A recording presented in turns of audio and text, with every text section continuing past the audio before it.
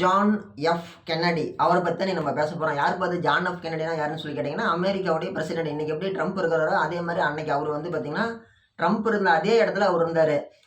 அவர் இருந்ததுக்கு முன்னாடி வரைக்குமே வந்து பார்த்திங்கன்னா அன்னைக்கு இருந்த பிரசிடென்ட்லாம் என்ன பண்ணுவாங்கன்னா, பொது வெளியில் வாகனத்தில் வருவாங்க. ஓகேங்களா? அதில் வந்து பார்த்திங்கன்னா மேலே டாப் இருக்காது, அதாவது மூடாக்கு இருக்காது. மேலே நின்று மக்களுக்கு இப்படி கை காமிச்சிட்டே வருவாங்க. கை டாட்டா காமிச்சிட்டு ஃப்ளையிங் கிஸ் கொடுத்துக்கிட்டு அப்படியே சந்தோஷமாக வருவாங்க. மக்கள் முன்னாடி பேரணியாக வருவாங்க. அப்படி இருந்த காலகட்டங்களில் அவர் ஒரு அறிவிப்புங்கிறது வெளியிட போகிறத சொல்கிறாரு. என்ன அறிவிப்பு? பொதுவாக வந்து பார்த்திங்கன்னா ஒவ்வொரு நாட்டோட அரசாங்கத்து கண்ட்ரோலில் தான் வந்து பார்த்திங்கன்னா அனைத்து விஷயங்களுமே நடக்கும். ஆனால் அரசாங்கத்துக்கு அப்பாற்பட்ட ஒரு விஷயம் நடக்குது அப்படின்னா அது வந்து பார்த்திங்கன்னா ஏற்றுக்கூடிய ஒரு விஷயம் கிடையாது. நாட்டுக்குள்ளாடியே தான் இருக்குமா, நம்ம நாட்டுக்குள்ளாடியே தான் இருக்குது, நம்ம நாட்டு கண்ட்ரோலில் தான் இருக்குது. ஆனால் நாட்டு அதோட கண்ட்ரோலில் இருக்குது. அதுதான் பேங்க்கு, வங்கி. ஓகே, இது சம்மந்தமான ஒரு ஸ்டேட்மெண்ட் தான் வந்து பார்த்தீங்கன்னா அவர் சொல்கிறேன்னு சொல்லியிருந்தாரு. ஆனால் அதை பிடிக்காதவங்க தான் வந்து பார்த்தீங்கன்னா அவரை சுட்டு கொண்டு விட்டாங்கன்னு சொல்லி ஒரு கருத்து முன்வைக்கப்படுகிறது. அதை பற்றி தான் இன்றைக்கி நம்ம பேச போகிறோம். தெரியுதுங்களா? வாங்க வீடியோக்குள்ள போகலாம். நான் உங்கள் சபரி, உங்கள் அன்புடன் வரவேற்கிறேன். இன்றைக்கி கூட வந்து பார்த்தீங்க அப்படின்னா அமெரிக்காவில் ஜான் எஃப் கென்னடி கொல்லப்பட்டது வந்து பார்த்தீங்கன்னா இன்றைக்கு வரைக்கும் ஒரு மர்மமான ஒரு முடிச்சியாக தான் இருக்குது. என்னன்னு சொல்லி கேட்டோம்னா, ஜான் எஃப் கென்னடி வந்து பார்த்தீங்கன்னா ஒரு மிகப்பெரிய ஒரு மக்கள் செல்வா கூட வந்து பார்த்தீங்கன்னா அறுதி பெரும்பான்மைன்னு சொல்லுவாங்க. ஃபுல் மெஜாரிட்டியோட அந்த நாட்டோட பிரசிடென்ட் ஆகிறாரு. பிரசிடென்ட் ஆன வாட்டி அவருக்கான வரவேற்பு அப்படிங்கிறது மக்கள் மத்தியில் நிறைய இருக்குது. அவர் என்ன பண்ணுறாரு, இலுமினாட்டிகளை எதிர்க்க ஒரு முடிவுக்கு வராரு. என்ன முடிவு பண்ணுறாரு? இந்த மாதிரி இலுமினாட்டிக்கு கண்ட்ரோல் இருக்கக்கூடிய ஒரு மிகப்பெரிய விஷயம் என்னன்னு சொல்லி கேட்டோம்னா, அவங்க ஊருக்கு விஷயம் இருக்குது. அதில் ஒரு முக்கியமான விஷயம் தான் வந்து பார்த்தீங்கன்னா பேங்க்கு. அது என்னப்பா பேங்க் எப்படிப்பா அவன் கண்ட்ரோல் இருக்குதுன்னு சொல்லி கேட்டிங்கன்னா, அவங்க அந்த பேங்க் மட்டும் இல்லை, நம்ம இந்திய பேங்க் உட்பட அனைத்துமே அவங்கள்ட்ட தான் இருக்குது, ரிசர்வ் பேங்க் உட்பட. ஏன் இன்னைக்கு ஒரு நோட்டு வருதுன்னு வச்சுக்கோங்களேன், அமெரிக்காவில் ஒரு டாலர் நோட்டு வருது அப்படின்னா அந்த நோட்டில் வந்து பார்த்தீங்கன்னா யூஎஸ் பிரசிடென்ட் கையெழுத்து போட்டிருக்க மாட்டாராம். அந்த பேங்கோட பிரசிடென்ட் தான் வந்து பார்த்தீங்கன்னா கவர்னர் தான் போட்டிருப்பாரு. அதேமாதிரி நம்ம நாட்டிலே கூட வந்து பாருங்கள் ரூபா நோட்டு வருது இல்லை, இந்திய ரிசர்வ் பேங்க் ஆஃப் இந்தியா இருக்குல்ல, அந்த பேங்க் வந்து பார்த்தீங்கன்னா இந்தியாவோட கண்ட்ரோலில் கிடையாது. இந்திய நாணய கழகங்கள் உற்பத்தி கழகத்தோட அதோட உதவியோடு தான் வந்து பார்த்தீங்கன்னா ரூபா தாளில் அடித்து வெளியிடுறாங்க. ரிசர்வ் பேங்க் ஆஃப் இந்தியா அது வந்து பார்த்தீங்கன்னா அனைத்து பேங்குகளுக்குமே அது ஒரு ஹெட்டு, அரசுடைமையாக்கப்பட்ட ஒரு இது. ஆனால் அதில் முழு கண்ட்ரோலும் வந்து பார்த்தீங்கன்னா கவர்மெண்ட்டுக்கு தான் சொல்லி கேட்டோம்னா கிடையாது. அது வந்து ஒரு தனியார் அமைப்பு, மத்திய அமைப்பு மாதிரி. ஓகேங்களா? மத்திய கவர்மெண்ட்டுக்கு இல்லை, அது ஒரு தனியார் அமைப்பு, ரிசர்வ் பேங்க் ஆஃப் இந்தியா. இந்தியாவில் இருக்கக்கூடிய அனைத்து பேங்குகளுக்குமே அதுதான் ஹெட்டு. அதே மாதிரி ஒரு விஷயம் தான் வந்து பார்த்தீங்கன்னா அமெரிக்காலே நடக்குது. அமெரிக்காவில் இருக்கக்கூடிய பேங்க் வந்து பார்த்தீங்கன்னா இருக்கக்கூடிய ரூபாய் தாள்கள்லாம் வந்து பார்த்தீங்கன்னா அவங்க தான் அடித்து வெளியிடுறாங்க. அந்த நாட்டுக்கு இவங்க தான் கொடுக்குறாங்க, பேங்க் தான் கொடுக்குறாங்க. பேங்குன்னு சொல்லக்கூடிய ஒரு தனியார் அமைப்பு அரசாங்கத்தை ரோல் பண்ணி கொண்டு போகிறாங்க. இதை பார்த்து இது பண்ண அவர் என்ன பண்ணுறாரு, ஒரு அறிவிப்பு வெளியிட போகிறேன்னு சொல்கிறாரு. மக்கள் மத்தியில் நான் திறந்த வழி பயணமாக போய் ஒரு இடத்துல ஸ்டேஜில் ஏறி இந்த மாதிரி இனிமேல் வந்து அரசாங்கமே சொந்தமாக ரூபா நோட்டு அடிச்சுக்கும், பேங்கோட உதவி எங்களுக்கு தேவையில்ல, நாங்கள் ஏன் பேங்கை நம்பி இருக்கணும், பேங்குக்கிட்ட ஒரு அரசாங்கம் கடன் வாங்கி தான் பொழப்பு நடத்தணும்னு அவசியம் இல்லை, பேங்க் அப்படிங்கிறது அரசாங்கத்துக்கு கண்ட்ரோலில் தான் வரும், பேங்கோட கண்ட்ரோலில் அரசாங்கம் கிடையாது அப்படின்னு சொல்லி ஒரு விஷயத்த சொல்கிற விஷயம் புரியுதா? அரசாங்கத்தோட கண்ட்ரோலில் தான் பேங்க் இருக்கணுமே தவிர பேங்கோட கண்ட்ரோலில் பேங்கு கிட்ட போய் ஒரு அரசாங்கம் கையேந்தி எனக்கு லோன் கொடுங்க, எனக்கு பணம் கொடுங்கன்னு சொல்லி கேட்டு அரசாங்கத்துக்கு மேலே பேங்க் இருக்கக்கூடாது, அரசாங்கத்துக்குள்ளாடி தான் பேங்க் இருக்கணும், எங்கள் கண்ட்ரோலில் தான் பேங்க் இருக்கணும். ஸோ இதுக்கு மேலே நாங்கள் இருக்கக்கூடிய அனைத்து கண்ட்ரோலுமே நாங்கள் எடுத்துக்க போகிறோம்னு சொல்லி ஒரு அறிவிப்பு வந்து வெளியிட போகிறாரு. திறந்த வழி வாகன பயணத்தில் போய் ஒரு இடத்துல போய் சொல்ல போகிறாரு. உதாரணத்துக்கு இங்கேருந்து ஒரு 5-6 ஸ்டாப்பு தள்ளி தூரம் வண்டியிலே போகிறாரு. வண்டியில் போய் அங்கே ஸ்டேஜில் போய் சொல்ல போகிறான்ற மாதிரி ஒரு தாட்டில் போகிறாரு. அறிவிப்புங்கிறது அதிகாரப்பூர்வமாக அங்கே போய் தான் சொல்ல போகிறாராம். அதுக்கு முன்னாடி முன்னெடுப்பு அப்படிங்கிறத ரெடி பண்ணி வச்சுட்டாங்க. அப்படி போயிட்டு இருக்கும் பொழுது இவர் வந்து மர்ம நபர்களால் ஒரு நபரால் சுட்டு கொலை செய்யப்படுகிறார். தலையிலேயே புல்லட் பாயுது. பாய்ஞ்ச உடனே மனுஷன் காரில் அப்படியே சரிஞ்சு விழுந்துட்டாரு. உடனே அவங்க மனைவி பக்கத்தில் இருந்திருக்கிறாங்க. அவங்க தான் பக்கத்தில் இருந்த ஒரே ஒரு நபர்.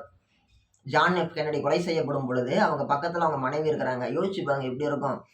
தன்னுடைய கணவரை ஒருத்தர் சுட்டு கொள்றாரு அப்படிங்கும் பொழுது பக்கத்திலே அவர் தாஞ்சி கீழே விழுகிறாரு, ரத்தம் தெரிக்குது அப்படின்னா அவங்க மனநிலை எப்படி இருந்திருக்கும், துடிச்சு போயிருப்பாங்க. ஆனால் இந்த நல்லா வருது. ஆனால் இந்த மனசாட்சி இல்லாத அந்த பணக்கார மிருகங்கள் வந்து அந்த மாதிரி பண்ணியிருக்கிறாங்க. யார் அவர்? US president.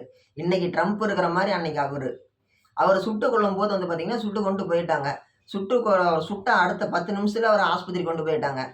பக்கத்துலேயே ஆஸ்பத்திரி இருக்கவும் அங்கே போயிட்டு ஒரு குறிப்பிட்ட நேரம் கழிச்சு அவர் இறந்துட்டாரு அப்படின்னு சொல்லி அறிவிப்பு அப்படிங்கிறது வெளியிடுறாங்க.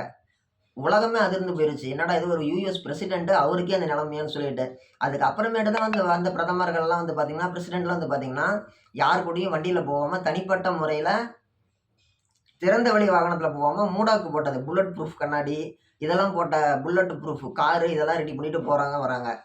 ஜான் எஃப் கென்னடிய கொலை பண்ணாங்கல்ல, கொலை பண்ண நபர் யாருன்னு சொல்லி ஒரு அனுமானத்தின் அடிப்படையில அனுமானம் அப்டின்னா ஒரு கெஸ்ஸிங் அடிப்படையில அவர் இருக்கிறாரு. புல்லட் இங்க பாயுதுன்னா, அப்ப இந்த சைட்ல தான் சுட்டுருப்பான். இந்த சைட்ல இருந்து சுட்டுக்கிறான் அப்டின்னா, உயரத்துல இருந்து சுட்டா இப்படி வரும். இப்படி கீழ இறங்கி இருக்குது புல்லட்டு. ஸோ, அப்ப அந்த கட்டடத்துல தான் சுத்திட்டு இருப்பான்னு சொல்லி கெஸ் பண்ணி போறாங்க. போய் பார்த்தா, அங்க இருந்து ஒரு அப்பாவியே ஒருத்தன் ஒடியாரான் கீழ. அன்னைக்கு இவரு சுட்டாரு உடனே ஊரே பரபரப்பாயிருச்சு. படபடன்னு. ஸோ அப்படின்னு சொல்லிட்டு அந்த பையன பார்த்துட்டு, "பதட்டப்படாத. நாங்களும் குற்றவாளிய தேடி தான் வரோம். நீ வேணா உன் வூட்டுக்கு போன்னு" சொல்லி அனுப்பி விடுறாங்க. சுட்டவனே அவன் தான். வூட்டுக்கு போன்னு அனுப்பி விடுறாங்க. போகும்போது அவன் பேரெல்லாம் விசாரிச்சுட்டு அனுப்பி விட்டாங்க. அங்க போய் பார்த்தா, ஒரு ரூம்ல துப்பாக்கி, அந்த குறி பார்த்து சுடுவாங்க இல்லையா? அந்த லென்ஸ் வச்ச துப்பாக்கி அதெல்லாம் இருந்திருக்குது. இந்த ரூம் நம்பர் சொல்லி, "இதுல யார் குடியிருந்தாங்கன்னு" சொல்லி கேட்டா, "இதுல யார் தங்கிட்டு போனாங்க கடைசியான்னு" சொல்லி கேட்டா, "நீங்க கடைசியா ஒருத்தன்கிட்ட பேசுனீங்கல்ல, அவன் தான் இதுல இருந்துட்டு போனான்" அப்படின்னு சொல்லி ரிசப்ஷன்ல இருக்கிறவங்க சொல்றாங்க. உடனே அவன் அட்ரஸ்லாம் வாங்கிட்டு நேர்ல போய் பார்க்குறாங்க. ஒரு போலீஸ் மட்டும் போறாரு. அவன் பார்க்க அப்பாவியா தான்ப்பா இருந்தான். அவன நம்ம எதுவும் பண்ணவனா போய் விசாரிச்சு மட்டும் பார்க்கலான்ட்டு போறாங்க. போய் பார்த்தா, அவன் என்ன பண்றான், வெளியில வரான் படபடன்னு. காருக்குள்ள இருக்கிற போலீஸ்காரர் என்ன பண்றாரு, "ஏப்பா என்னப்பா ஆச்சு? சொல்லுப்பா" அப்படிங்கிறாங்க. "நீ அந்த மாரி இருந்தியே, அங்க உன் ரூம்ல வேற யாராவது இருந்தாங்களா? உன்ன யாராவது மிரட்டுனாங்களான்னு" சொல்லி கேட்கறதுக்கு தான் அவரு வராரு. இவன் என்ன பண்றான், போலீஸ் பேசிட்டு இருக்கும்போது துப்பாக்கி எடுத்து போலீஸையே போட்டான். சுட்டுப்புட்டான் அந்த நபர்.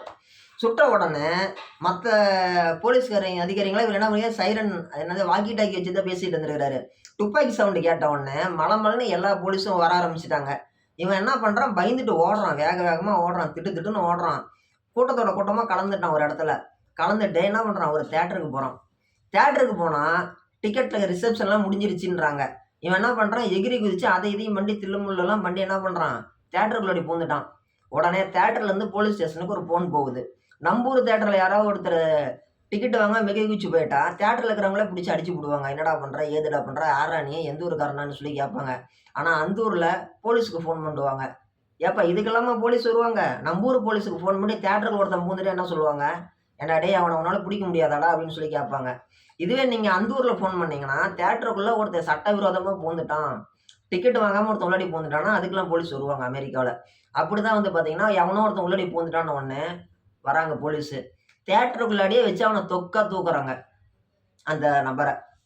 தூக்கிட்டு வெளியில வரதுக்குள்ளாடி அந்த விஷயம் பத்திரிக்கைக்காரங்களுக்கெல்லாம் பரவிருச்சு. பரவுன உடனே எல்லாருமே அவன ஃபோட்டோ பிடிக்கிறாங்க. ஃபோட்டோ பிடிச்ச உடனே அவன கோர்ட்ல கூட்டிட்டு போய் வைக்கிறாங்க. ஜட்ஜு முன்னாடி. அப்புறம் என்ன சொல்றாரு, "ஜான் எஃப் கென்னடி செத்து போனது உண்மதான். நானும் இந்த நாட்டு பிரஜை தான். நான் சுட்டத பார்த்ததுக்கு யாராச்சும் சாட்சி இருக்கிறாங்களா? கிடையாது. ஓகே. அதே மாரி என்ன விசாரிக்க வந்த போலீஸ்காரங்கலாம் நான் தான் சுட்டேன்னு சொல்றாங்க. அத நேர்ல பார்த்த சாட்சி யாராச்சும் இருக்கிறாங்களா? அதுவும் கிடையாது. ஸோ இது வந்து என் மேல ஜோடிக்கப்பட்ட வழக்கு. இதுக்கும் எனக்கும் எந்த சம்மந்தமும் இல்ல. என்னைய வந்து இத சம்மந்தப்படுத்தாதீங்கன்னு" சொல்லி அவர் தரப்பு நியாயத்த முன் வைக்கிறாரு. அதாவது அவர் தரப்புக்கு அது நியாயம். அந்த ஆளு என்ன கேட்குறான், குற்றவாளி அப்படின்னாலுமே எனக்கு மேல நான் சுட்டத பார்த்தது யாரோ இருக்கிறாங்களா? யார் சாட்சின்னு சொல்லி கேட்குறான் அந்த ஆளு. கேட்டுட்டு வெளியில வரும்போது, இன்னொரு ஆள் வந்து இவன சுட்டுக் கொல்றான்.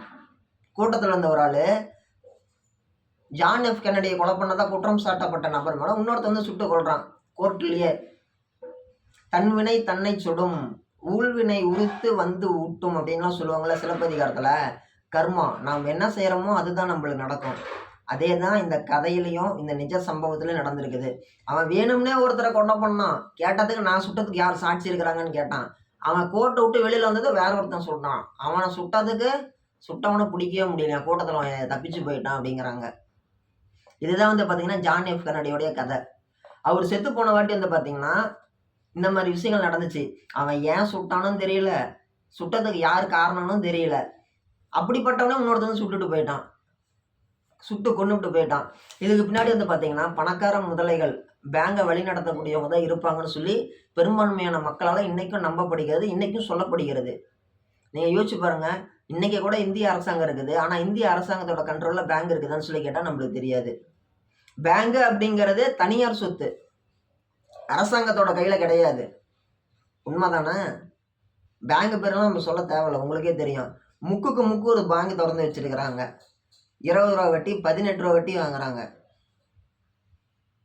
இந்த மாரி பேங்க் அப்படிங்கிறது அரசுடைமையாக்கப்படணும். ஓகேங்களா? இப்ப ஸ்கூல் எப்படி கவர்மெண்ட் ஸ்கூலு, தனியார் ஸ்கூலு, அரசு உதவி பெறும் பள்ளிகள்னு இருக்குது. அந்த மாரி தான். நாம நெனச்சுட்டு இருக்கிறோம் பேங்க் அப்படின்ட்டு. பேங்க் அப்படிங்கிறது முழுக்க முழுக்க தனியார் கையில இருக்குது.